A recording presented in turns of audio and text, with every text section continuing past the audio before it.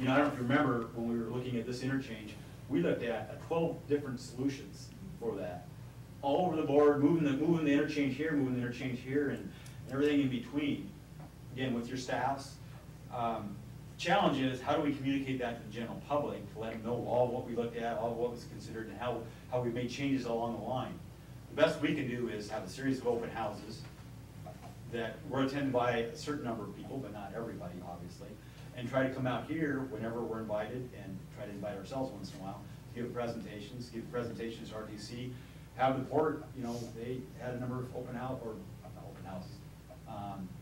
port meetings that they invited us down to as well, and we've had, you know, 20 to 30 people show up in that little tiny room to listen, and for us to listen as well. You know, I am saying these, to me, this is kind of an example of a somewhat successful product and process we've been through. The challenge is we still haven't made it perfect for everybody, and we didn't get everybody to participate in the process as we developed the solution. And I don't know how we do it better about that. Final comment. I'll be very interested to see how 53-foot tractor trailers are going to make it around that roundabout. We're confident they'll be fine. You see, when you'll go down there and watch them when after we build it, they'll make it around. Designed for a 67. So. The reason that I'm interested in that is that I know that the Port of Tacoma put one in, and it lasted 9 months before they stripped it out.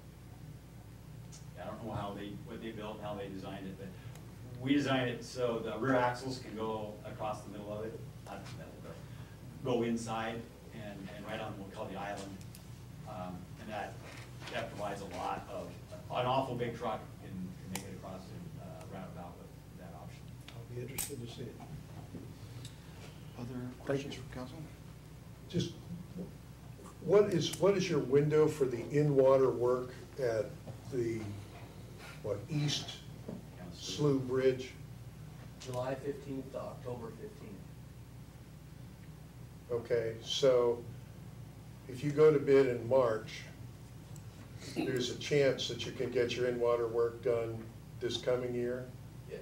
The first year's worth of work. Yes. Yeah. And on the other hand, if this were postponed 3 months, there's no chance. Right. It'd be a year later. Yep.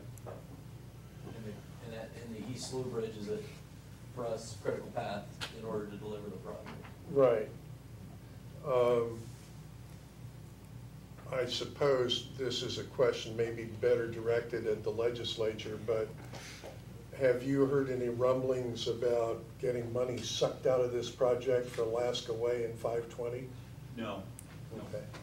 And part of it is, I've heard Senator Haugen and Representative Pudorn, the Senate House chairs, make pretty clear they have a commitment, just like we have a commitment to the gas taxpayers in the state, the citizens of the state that voted for it in 2005, that these are the projects we said we'd fund for this money, and this is what we're going to build.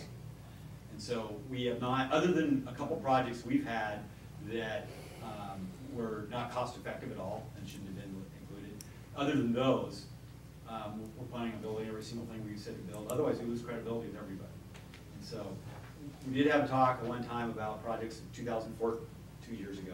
2014 and beyond may not be funded because of X, Y, or Z. That's not the case anymore right now. So I'm not concerned about that one bit. Yeah, I'm just worried about a $10 billion hole up there It's for a general fund, and it's illegal to Different take pots of money. illegal to take by 18th Amendment of the state constitution this money and use it for anything other than highways. Well, no, I meant Alaska Way and 520. That's that combined Right. project's about $10 billion. But that's been known all along that Okay. that not Alaska Way, but 520 is not fully funded, and they know that, and they aren't looking at stealing money from someplace else. They need the whole state to support the package. That's why it was a broad statewide package, and taking money away from elsewhere in the state to fund disputed sound, that would be a new civil war. Yeah. Other questions from council members? Just a quick one, Bart, with the timeline you've got right now for Chris, when's your expected completion date? It is, all 13, 12, all 12, Yep. 2 construction seasons. With making the first in-water work window. If we miss the first in-water work, it'll go another year. Doesn't mean this portion would get probably finished at the same time. Correct. But, yeah, they're 4 lane, from here, we're planning on carrying 4 lanes across the east slough bridge, and then tapering down 2 lanes on the island. Harry, any questions that you might have that haven't been answered up to this point, or No, you put on? just wanted to find out, so this is the final plan, this is the full stop, that's it? Yep. In fact, 2 years ago, we told them that in order to meet our construction window, we needed to have an answer from everybody and final meeting with, I guess, the public on what we're physically gonna build. Still had another meeting regarding stage construction and really want to share that with you again before we leave. Even businesses, it's real important to understand what we're gonna be doing over the next 2 years. But yes, this has been the plan in concrete for the last 1.5 to 2 years. It takes us about 2 years from saying this is what we're gonna build, going through the right-of-way acquisition and permit process to get there. You most probably know that. But we had to make the decision back and not continue to make changes.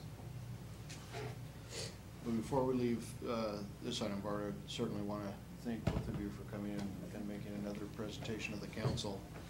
I know from looking on the outside for many years, I was at some of those early meetings and know some of the changes that happened and went through, and I don't, other than driving through there, I don't have a dog in the fight per se as far as owning property or a business or anything else along there, but I remember when the changes were made, and I know some council members have asked in the last couple of weeks, you know, if there weren't some things that seemed like they weren't quite being heard or that type of stuff, and I don't know of a way that you would improve the process either. This is one that I think sometimes it's made a little bit more difficult when you have folks in political seats that sometimes change due to elections, obviously properties that change hands, that type of thing.